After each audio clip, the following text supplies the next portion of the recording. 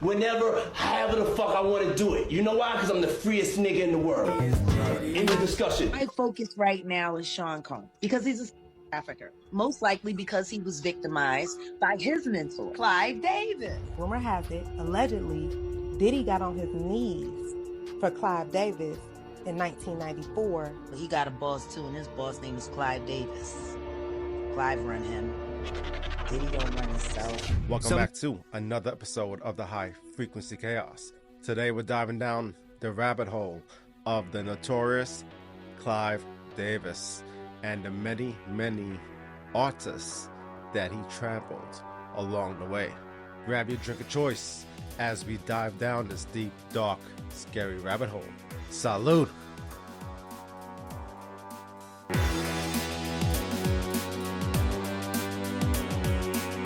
No one tells P. Diddy what to do. Like, Absolutely. who tells him? Clive Davis in the beginning.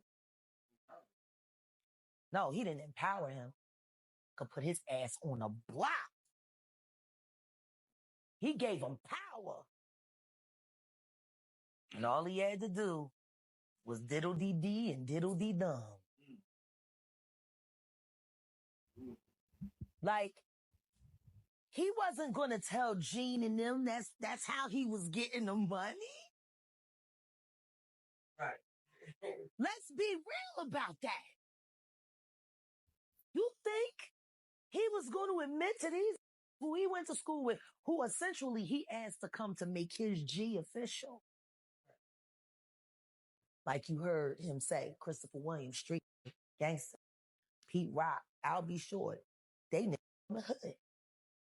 You know what I'm saying? Gene Deal. Like, ain't nobody looking at how Puff positioned himself. There was a wall of protection and talent and brilliance around him. Nobody had to look at him for real, for real. And the truth is nobody did.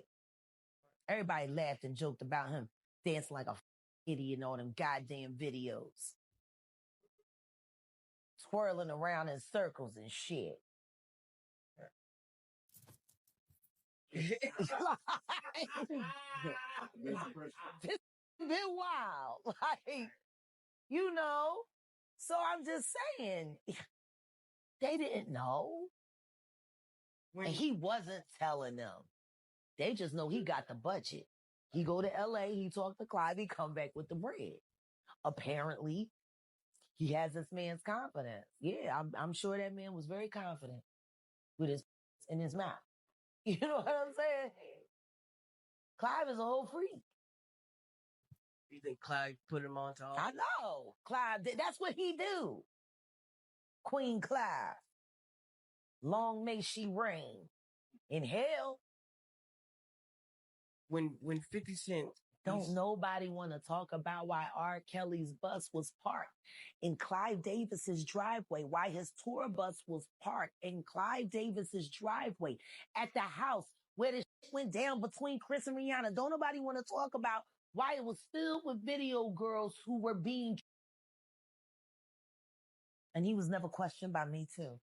Alright, so I know I played a clip like this in one of my previous videos, but because we're diving down on Clive, I found that we had to include this one because Jag breaks down Clive in a very specific way. How Clive Davis used to torture Luther Vandross.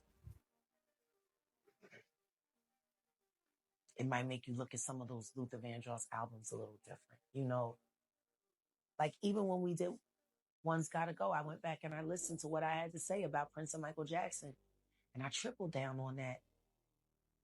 If it could have spared him being a victim, fuck that music. You know, we shouldn't have to naturally expect as artists that we're going to have to be victimized to get ahead.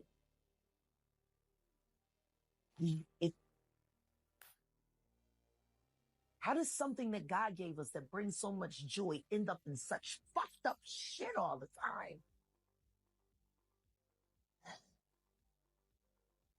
I want to be able to look at a young artist and see her grow up and know she never had to have what happened to me happen to her to get a Grammy, to get a sold out tour, to get a movie. That's my end game at this point. Can we make good art without having to hurt someone to do it? Well, can we send our kids to auditions and pray to God they don't get fucking touched? You know, is that really asking for so much? Some people question how Diddy became so evil. Well, it turns out he's just like his mentor, Clive Davis. This creepy man taught Diddy everything he knows, how to use people, take advantage of their body, and dispose of them when they aren't worth any more money. Clive Davis is a sick man, and we are exposing him in this video, so let's get into it. We're going to be talking about a controversial man who has caused a lot of chaos in the music industry. His name is Clive Davis, and a lot of you have requested that I take a deep dive into what he's been accused of. Now, Clive Davis is an American record producer and music executive. He's an older man. He was born in the 30s, actually 1932. Clive has had a significant impact on the music industry, having worked with numerous iconic artists and being responsible for signing many landmark musicians. He's won 5 Grammys. He's been inducted into the Rock and Roll Hall of Fame, so he's been around. In 2013, Clive actually came out as bisexual. At this point, he was 80 years old, and he revealed this in his... It's okay, we're straight. We don't talk. Go ahead. You said your career is not exactly what you would have wanted it to be, but this proves it. What's not on? Step on up. I'll tell it. We're not going to sugarcoat anything anymore. We've been quiet long enough. Can I get an amen? Amen! All right. All right. Well, I'll put it to you this way. We are the biggest selling female group ever. 10 million albums worldwide. We have worked very hard. We have been in this business for 5 years. 5 years. And we are broke as broke can be. And we're not like trying to be a sad story. If that was the case, we would have been on everybody's talk show talking about how broke we are.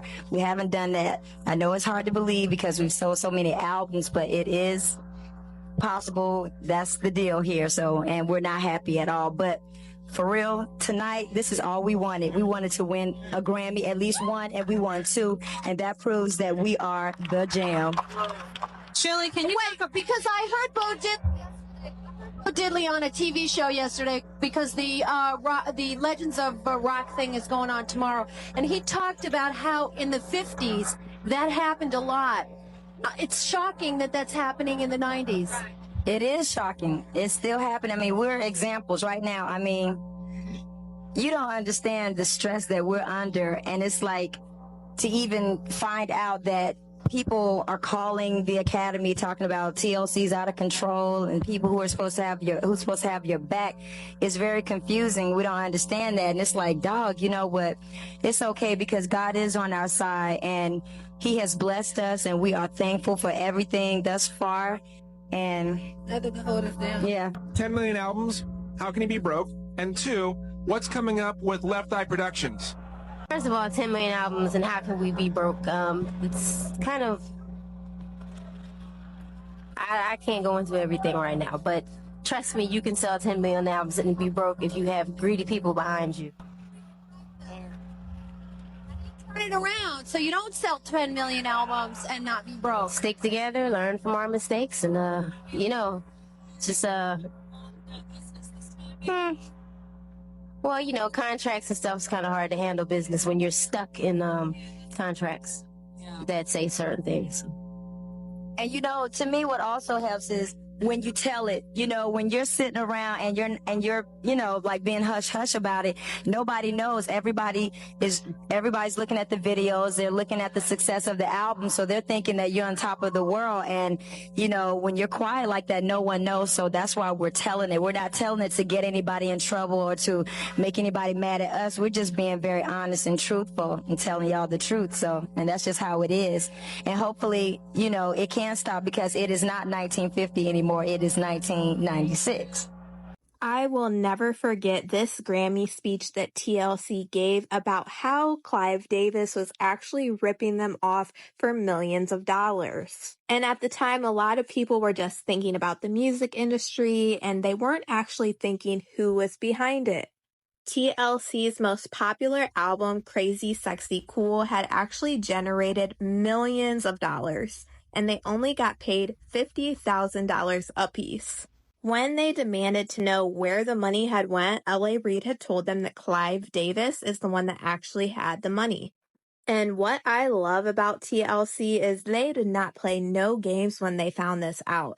They actually went to Arista and held Clive Davis hostage. And I'm not going to waste no time. I'm going to go ahead and roll you guys a clip where they talk about this happening. The record company, Clive Davis, we held them hostage like guns, the whole shebang. Yeah, it was like that. Wait a minute. I want to make sure we understand. Yes. Guns? Yes, guns. With bullets? With bullets. Come on, give me the story, I'm going to tell you because TLC had generated on Crazy Sexy Cool $75 million and they gave us $50,000 a piece. So I was like, what the hell? So, of course, Lisa was the ringleader. Like, we need to go get our money. I need to know where my MF and money's at. So, you know, she was locked up in the diversion center for burning down the house. And she was just like, okay, we're going to get LaFace and them girls I was locked up with. We're going to drive up there. We're going to take the guns. And then we had this limo driver. Wait, she just got out of jail? Yes. Okay. And we had the limo driver. And he was the getaway car. So we went up there and held everybody hostage. And Puffy was the one that snitched us out. Yo, B? Yo, your girl's up here mad bugging, yo. And I was like, oh, Puff, why you gonna snitch us out, dog? But he called it. Yeah, because we kicked him out of the meeting. Well, wait a minute. Puffy, mind your damn business. Okay, go ahead, son. Oh, my God. But it was rude. We interrupted Puffy's meeting, you know, and he was having a meeting. And Puff was like, I'm sorry, but we really got to handle this, dog. We need to know what this money at.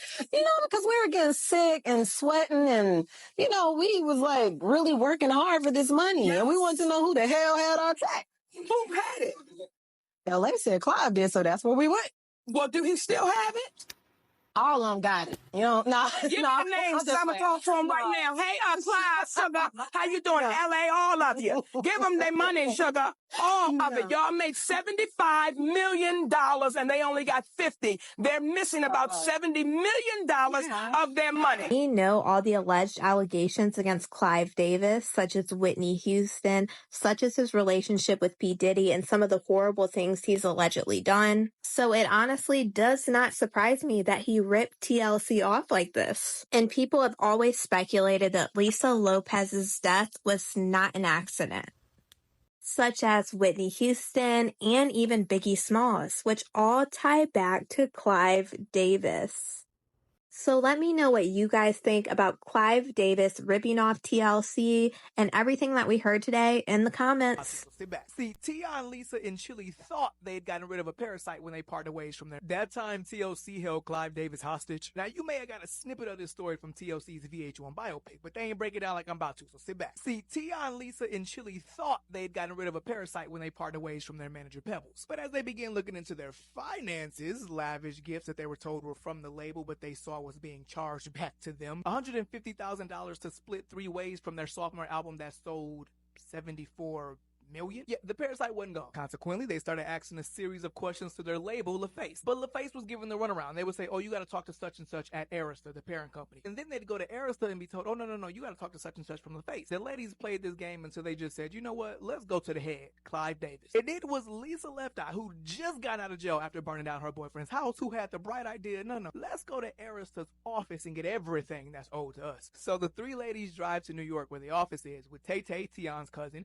Left Eye's cousin, and 3 buff street girls that Left Eye met during her 5-month stay at the halfway house. They got a limo as the getaway car, the driver was ready, and Chili was elected as the one to call Clive and let him know that they were in town because she was the quote-unquote sweet one. We call her, ring, ring, ring, you know, hey, it's TLC for Clive. He's like, hi, girls, how are you doing? I was like, hey, Clive, you know, we're in town, we miss you, we haven't seen you in a while, we want to come up and say hi. Yeah, girls, come on. Yeah. The halfway house girls are given specific instruction. We gonna go in Clive's office and handle that. Y'all go on every single floor. Anything you see with TLC's name on it, I don't care if it's a plaque, a photo, poster, take it, it's ours, put it in the limo. So the ladies get to Clive's office, right? And he's all, hey, how you doing? He was in the middle of a meeting with Diddy, Puffy, playing some new music, when Tay-Tay stops the tape player and says, TLC got a meeting with Clive Davis. Yours is over. You gotta go. Puffy's like, too stunned to speak, but he does leave the office just to go downstairs and call L.A. Reid like, hey, what's going on with your girls? Snitch. Meanwhile, Left Eye's cousin is posing as security outside the office door, and she's told, do not let anyone in or out unless we instruct you to. Clive is like, girls, what's going on? And so we're like, we need to talk to you because we're broke. We don't have no money. And LA is talking about you. And like, we're just going on and on and on. And there was another person that needed to be in that meeting who handled finances and stuff there. So he called him on, on the intercom or whatever and said, come to the office. Then the guy calls back. He's like, those ladies or bodyguards won't let me in. They express their grievances to the men. It gets very emotional. We're out here working, traveling our asses off, and we ain't got nothing to show for it. And the finance guy is empathetic. He seems to get it, but we got the cops at the door.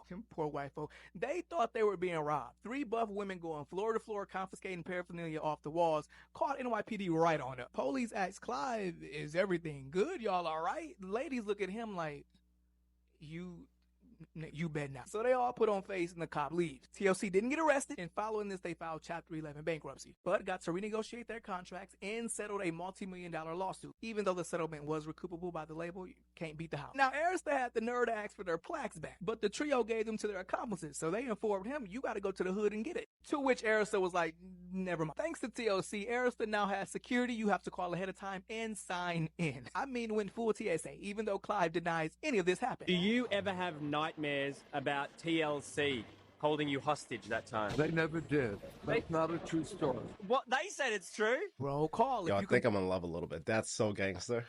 That's so awesome that if that's true and they did that, to stick up for themselves, and now security now has to be there and have to have appointments because of what they did. Yo, people who rip people off, I think vengeance should be served, but not in a violent way. I guess that was a little too extreme. Man, Clive, you sneaky, sneaky little bastard. Oh, man. And that's just, TLC is just one of the many victims that were taken. Yo, Whitney Houston? Let's dive down because you're about to see what this monster did to Whitney. There are so many artists, so many great talents that was taken advantage of, that were unalived because they wanted the masters. Who wanted the masters? Well, this one of these puppeteers, which is Clive.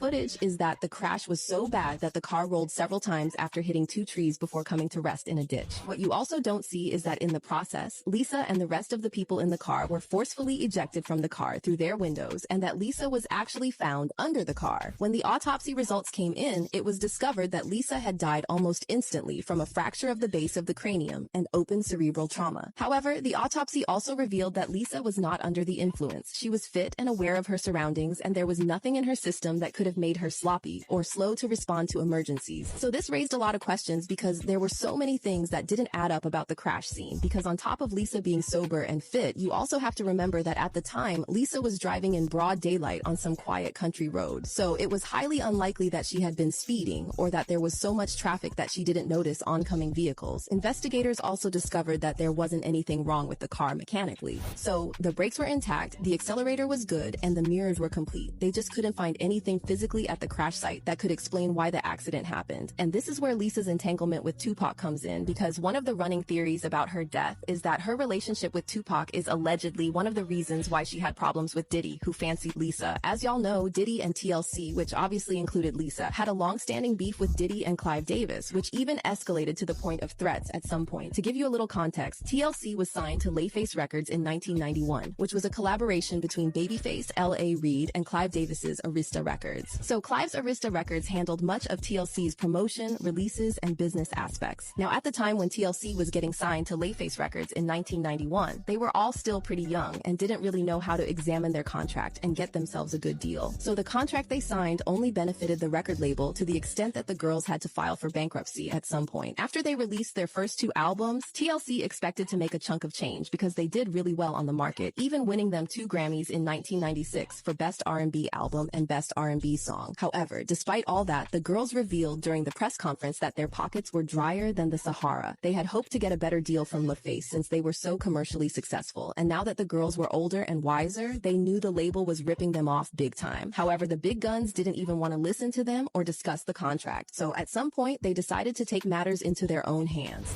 A lot of people are curious about the status of P. Diddy. P. Diddy. Diddy.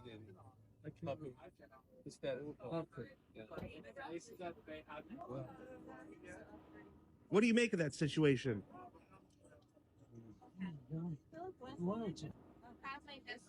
Right. No comment from Clive Davis on P. Diddy. Mr. Davis, you're a major influence on the career of P. Diddy. Have you spoken to him since the federal raid? Yes. Have you spoken to Sean Combs?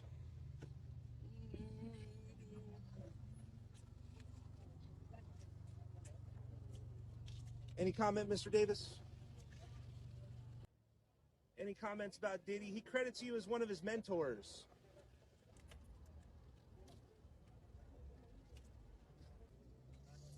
I got And I've always had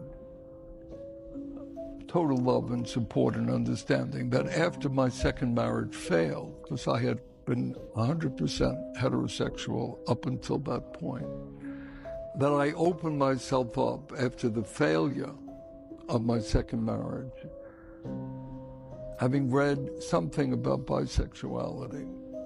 My story was different. I just found that I would open myself up to the possibility of a relationship based on the person and not on gender. And I did after seeing a man or a woman for about a 4 or 5 year period of time, interregnum, entered into a relationship with a man. And I just revealed that because that's what the facts were and are. And to the extent when I was aware, I immediately told my children. My children knew of that. My closest friends certainly all knew because we would take trips together. I would take 3 or 4 trips a year, 2 with family, 2 with friends. We would all do it together. So now we know where Diddler gets his antics from his mentor. And I guess the Diddler feels the same way as Clive. What do you think? I opened up myself to the possibility of a person rather than a gender. I have never stopped being attracted to women. So we're now dealing with the subject of bisexuality. This subject is very misunderstood because the old adage is you're either gay, you're straight, or you're lying. It's just not true. And so I spend a few pages. But Whitney Houston killers came into a hotel room, right? Yeah. That's a 5-star hotel, Hollywood Hilton, right? Beverly Hills Hilton. Can I ask you a question? Where the footage from the hallway? Where the footage from the hallway? Why we never saw the footage from the hallway? You know why? Because whoever had Whitney Houston murdered had enough power to make that footage disappear. But kill Whitney for what, though? That's what I was going to ask, though. What she was fighting for? What I think she was fighting for. What do all entertainers do when they run out of money?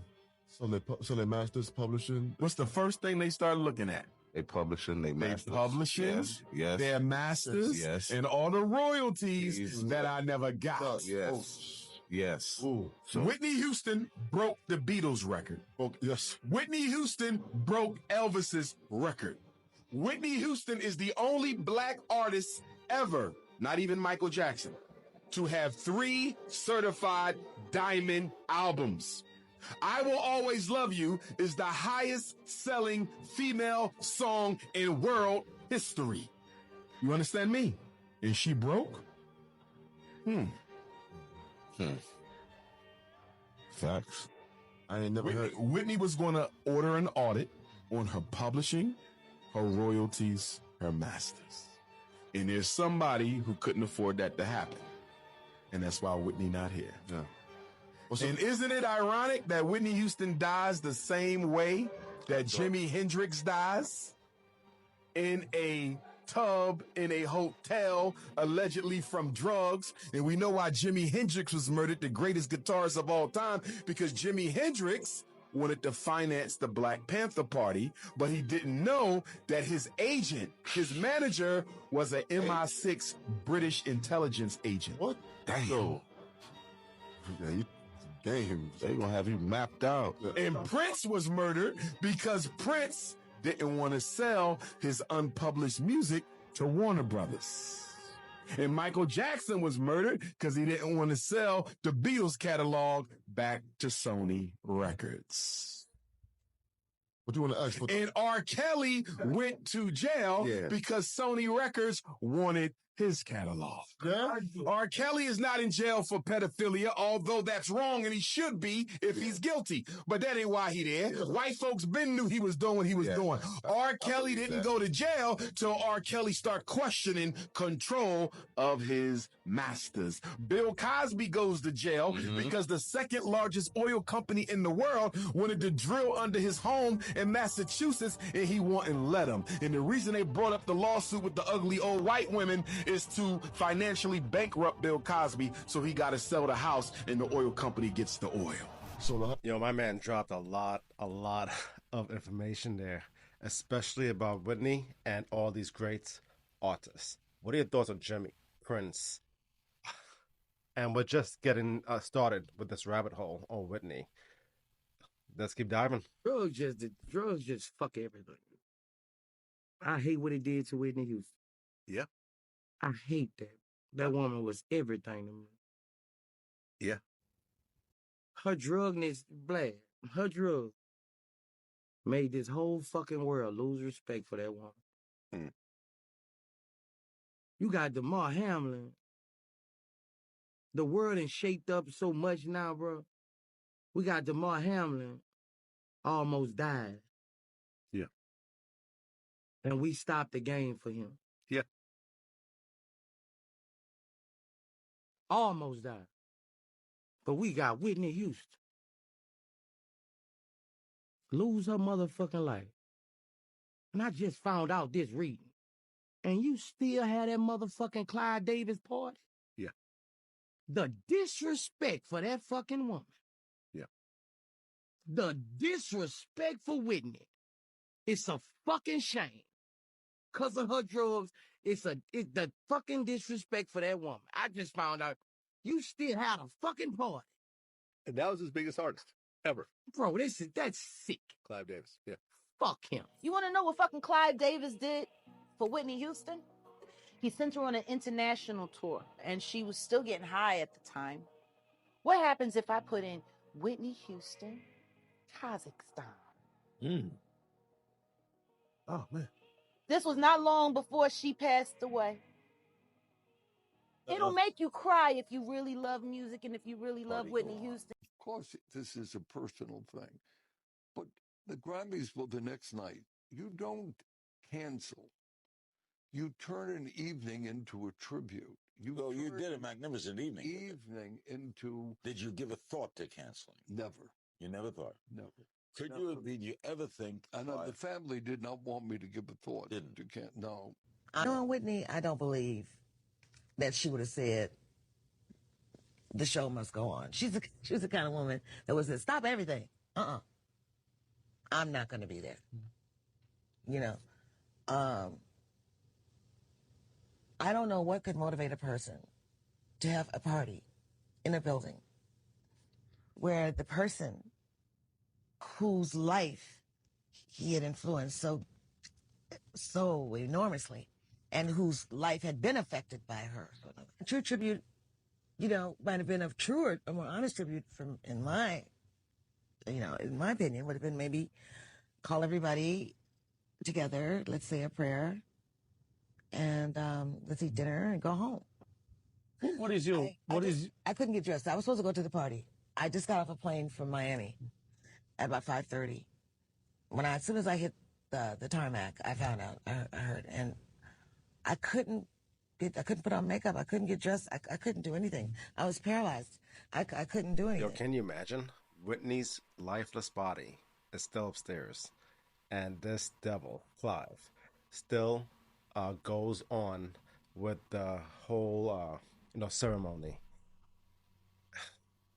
Yet, yes, he would have lost millions of dollars, but that's so disrespectful. I mean, it's baffling to me.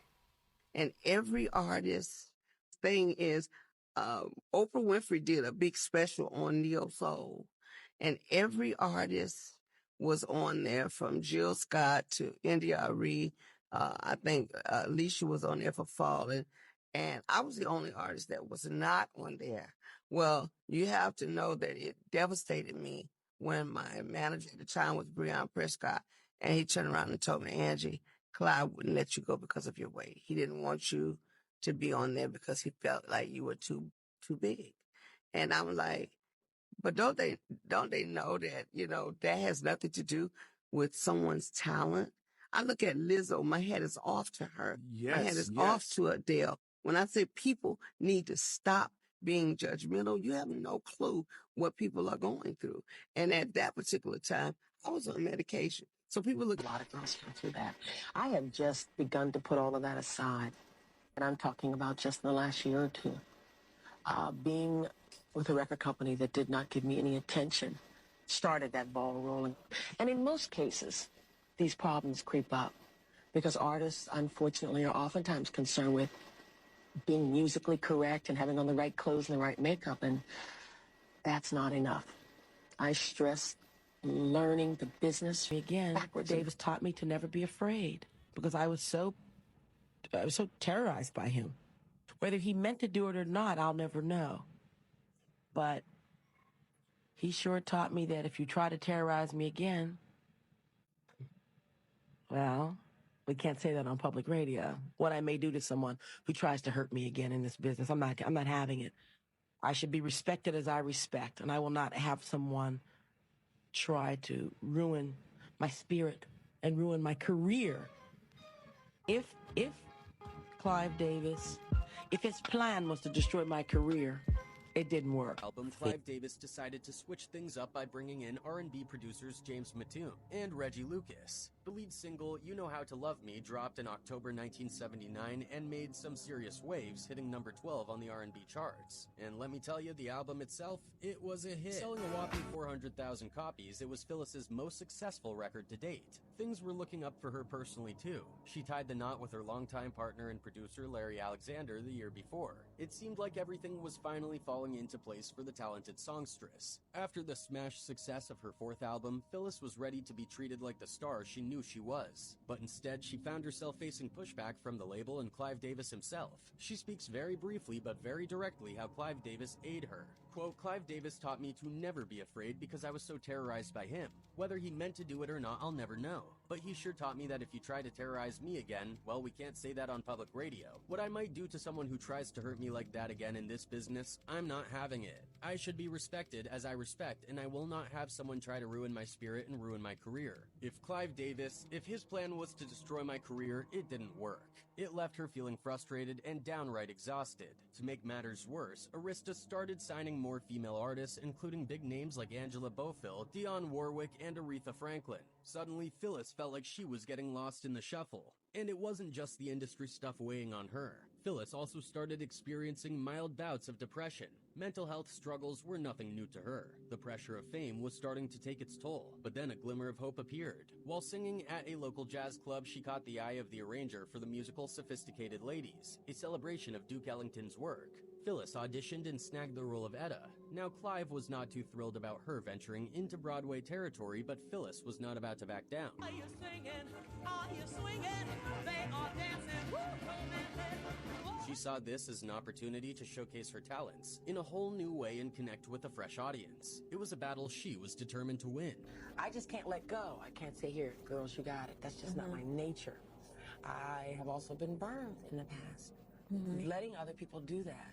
In the midst of her Broadway triumph, Phyllis did not miss a beat. She dropped her 5th album, and it was like a breath of fresh air for her. Clive Davis brought back Norman Connors for this one, and the result was pure gold. The album, titled Can't We Fall in Love Again, hit its peak at number 12, and the title track, a duet with Michael Henderson, even reached number 9 on the R&B charts. Phyllis's first top 10 hit. It was a momentous achievement for her, no doubt. But even amidst her success, Phyllis was still feeling dissatisfied with the direction her label wanted to take. There was just so much pressure to churn out commercial hits, and it often led to clashes over creative control. Phyllis wanted to work with the musicians and producers of her choosing, while Davis was all about bringing in hitmakers. It was a constant tug of war, with Phyllis fighting for her artistic vision every step of the way. And maybe she described it all her songs, as she said, quote, "There is a deep connection between part of my loneliness with my music if you listen to some of the words in my songs. I sing about a lot of pain, which is something I know." I will forever believe that Brandy knows who is responsible for Whitney Houston's death, and she is scared to speak up. Now, word on the street is Clive Davis had her off for her catalog just like they did Michael Jackson. Let me tell you why. Just 2 days before she died, Whitney crashed an interview with Brandy, Monica, and Clive Davis and passed a mysterious note to Brandy.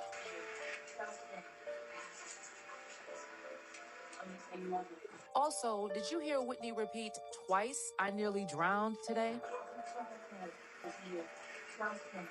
You telling me 2 days before she died, she interrupted an interview with a music mogul and 2 living legends to pass Brandy a note that nobody to this day knows what it says.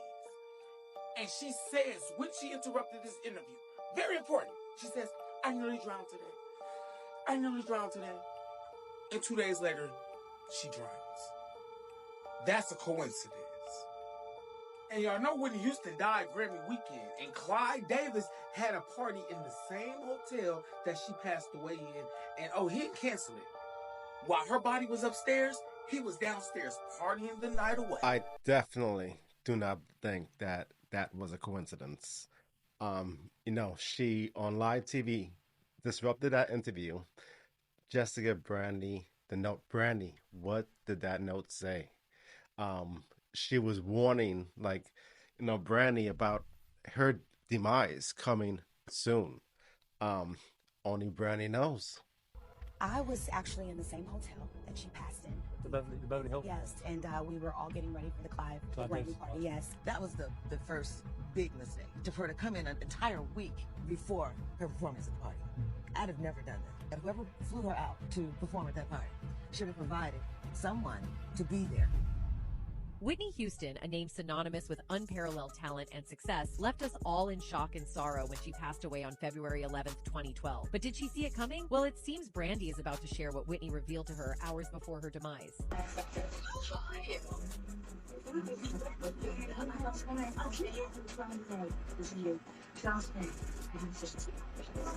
It was just hours before Whitney's tragic death when she handed a note to fellow singer Brandy. This note has been shrouded in mystery for years, and its contents were never revealed. Until now, Brandy has finally leaked the note, and what it says might just change everything we thought we knew about Whitney's last moments. Do you understand what that feeling must be like? I understand what that feels like. I don't understand to that degree, but I understand. Whitney's final actions suggest a deep sense of exhaustion and a cry for help. But what was Whitney tired of? And why did she feel the need to pass this note to Brandy just before her death? She lit up your life. She lit up my life. She lit up the room. I knew that I had to sign it. Clive Davis, the legendary music producer who discovered Whitney and helped catapult her to stardom, was also present at the same pre-Grammy event. Many have speculated about the nature of their relationship and whether Clive's relentless push for success took a toll on Whitney. Whitney's struggles with addiction and the pressures of fame are well documented. But could there be more to the story? Some believe that the note to Brandy indicates Whitney knew her time was near. Theories have emerged suggesting foul play or a deeper conspiracy involving those closest to her, including Clive Davis. So, what really happened to Whitney Houston? Let's take a closer look at the official reports and the various theories that have emerged. Firstly, the revelations surrounding Clive Davis and his potential to profit from Whitney Houston's untimely demise have sent shockwaves through the music industry. These discoveries have shed light on the notorious death clause, a provision that has long been shrouded in secrecy and controversy. This clandestine clause, also known as a non-performance or failure of performance clause, raises grave concerns due to its alarming implications. As findings have unveiled, the death clause is a contractual stipulation that grants record companies an astonishing level of power and potential for profiting, even in the face of an artist's untimely demise. This seemingly nefarious maneuver ensures that labels are not only entitled to recoup their investments, but also to lay claim to a substantial portion of the deceased artist's earnings from various revenue streams. Kim told someone very close to her that she thought he was trying to kill her. Just like Whitney Houston sent a note and said that they was trying to kill her.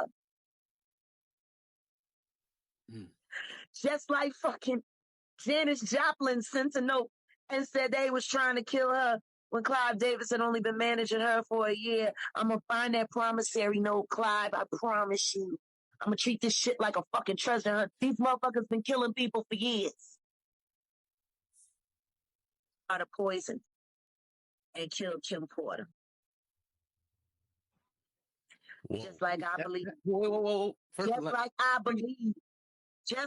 believe allegedly you tried to murder my friend and you poisoned my friend, I'll be sure. Hang on. You going down, honeycomb. The music moguls must have missed the sacrifice ritual this year because they're all getting exposed one by one, with the latest one being Diddy's rumored sugar daddy, Jimmy Iovine. So if you don't know who Jimmy Iovine is, he's one of those music executives whose name often gets brought up when people talk about the hip-hop puppet masters such as Clive Davis and Jay-Z's mentor, Leor Cohen. In 1990, Iovine founded Interscope Records, and the following year, he signed Tupac Shakur as one of the first hip-hop artists under his label. Meanwhile, Interscope started providing funding and financial oversight for Suge Knight's Death Row Records, and Death Row operated as a subsidiary of Interscope. However, Tupac was allegedly suspicious of Jimmy Iovine from the start, because Iovine was reportedly instigating the East Coast versus West Coast beef for profit. Other artists also realized early on that Iovine couldn't be trusted, and one of them was Master P. Turned down $1 million deal from Interscope after he read the fine print on the contract and realized that Interscope would acquire the entirety of his label, its back catalog, all artists, and publishing, and they'd also own the trademark and rights to the label name. Not just that, but Master P later said that Jimmy Iovine directly threatened he would block his career if he turned down Interscope. I went to see Jimmy Iovine. Jimmy Iovine wrote me a check for $1 million. Said, you the next thing to go. I'm sitting in there and I read, by me going to college, I'm reading through the contract. I'm thinking about the Michael Jordan deal. It was $1 million. I couldn't use my name for 7 years, all this stuff. And they'll take all my rights. I said, sir, I'm gonna go get something to eat. I'm gonna come back. He said, if you don't come back, you'll never get a deal in this town. Cause I know everybody. I left, never came back. Me and my brother on the plane. Me and C, we on the plane, about to fight. He like, bro, why you ain't take the $1 million? I'm like, bro, that white man offered me $1 million. How much you think I'm worth? What's also interesting is that November 1996, 1 month after Tupac was killed, was the most successful month for Interscope since its founding, because each week, 4 of Interscope albums took #1 place on the Billboard 200, including Tupac's posthumous release, The Don Illuminati, The 7-Day Theory, also known as the Machiavelli album. But get this, the original back cover for Machiavelli recently surfaced online, showing Diddy in a pink ballerina dress, Biggie Smalls with the word pig on his head, and Dr. Dre having sex with a person who many believe is Jimmy Iovine in makeup. So it's pretty clear how Tupac really felt about this group. And then Suge Knight also revealed in a recent episode of his podcast that Jimmy Iovine told Tupac's mom, Afeni, deep into Clive. Suge... So a lot of people believe that Diddy is the fall guy for this guy, 92-year-old Clive Davis. Now, without going too deep into Clive's background, Clive founded Arista Records in 1974 and was responsible for launching careers of people like Billy Joel and Janis Joplin and Carlos Santana, just to name a few. He also came out as being bi in the 1980s, which I'll tell you why that's important in a moment. And there's a lot of rumors surrounding this guy, which we can get into in another video. But most importantly for this case, he was Diddy's mentor. At least that's how Diddy describes it. However, hip-hop mogul Suge Knight has a different take on it. And if you don't know who Suge Knight is, Google him. He is not a man you want to mess with. So what happens is Suge walks into Jimmy Iovine's office at Interscope Records and hears something that he probably shouldn't have heard, and it went like this. And this next part is Suge's words. He said, "I'm here because Clive Davis told me that him and Puffy's real tight and, lovers. So I thought he was talking like they got love for each other. I'm like, aight." He said, "Nah, they are lovers," he continued. And I'm like, "Why do you keep saying that?" I said, "Are they lovers like F and sucking?" And he said, "I don't want to say that, but that's what it means, right?" Now, apparently that's something that Suge Knight was not supposed to talk about, but if you know anything about Suge Knight, he really doesn't care what people think. Anyways, like I've said before, this rabbit hole is getting deeper and deeper. There's so much more information to come out, so hit that follow button so you don't miss it. P. Diddy. Diddy.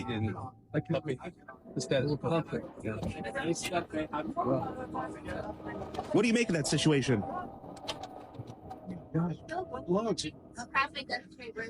No comment from Clive Davis on His boss name is Clive Davis. Clive run him. Diddy don't run himself. But Man, Clive Davis sound like he got no soul. Man, he said that it's tough for Diddy.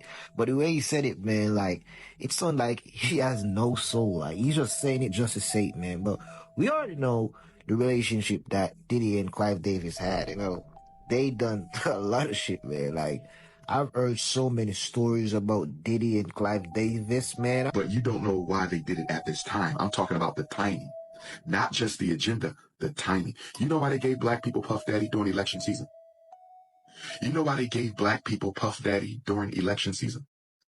The reason they gave you Puff Daddy during election season, the reason they decided to serve up Sean Puffy Combs a few weeks before the election is they want to distract you from the laws that they are passing.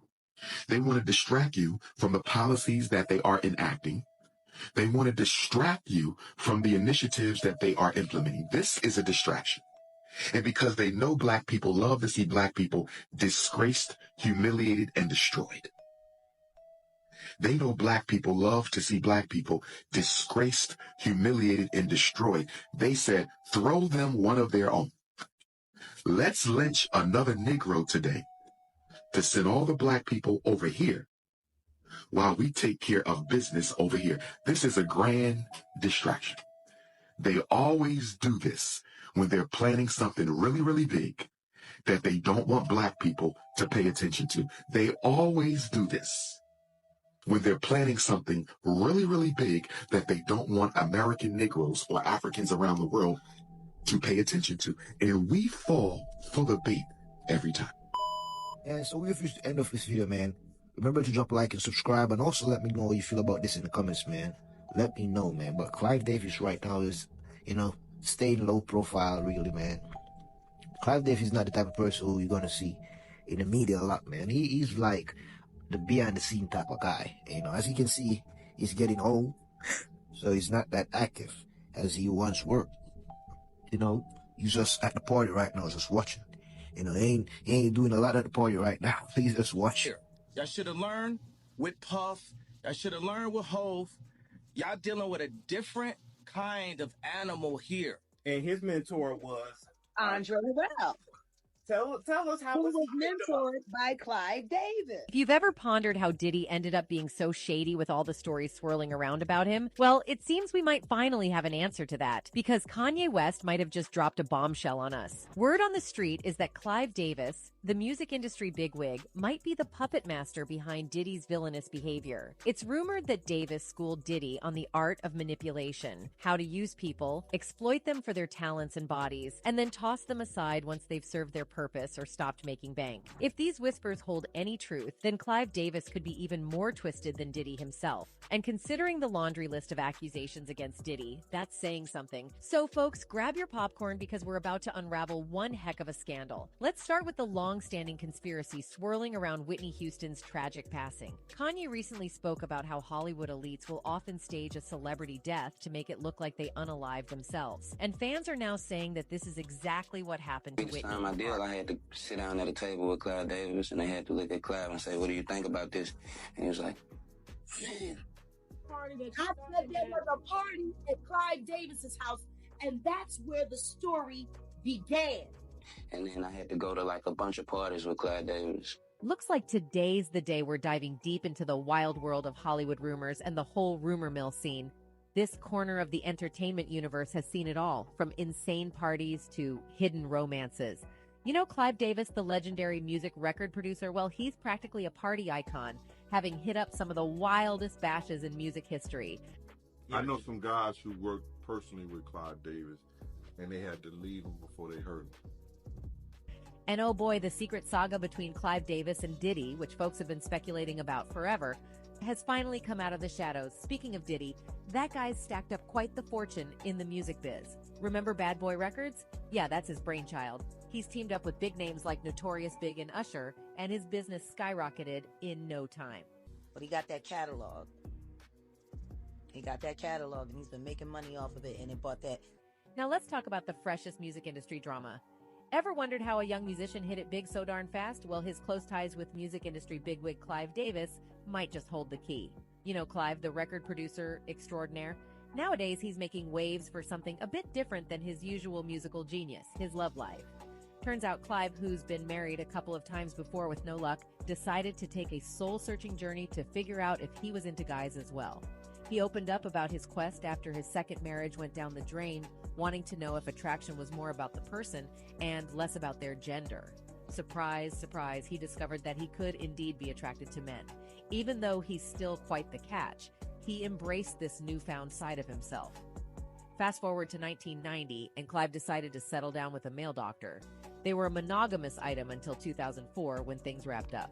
And let's be clear, Clive never felt any shame for embracing his feelings and attractions. I never felt shame, no. I felt puzzled. The subject of bisexuality really needs much more discussion. It's a status that does exist. Davis is playing it coy about who his current partner is, but it's pretty darn clear that Diddy has become a major fixture in his life.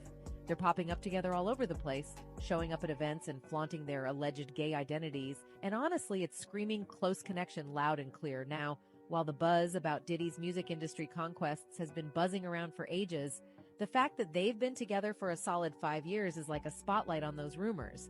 Davis has let slip that his partner is basically his plus one at events, and they're jet-setting side by side, which really hints at a pretty tight bond. They haven't come out and said it directly, but their actions and being thick as thieves are speaking volumes.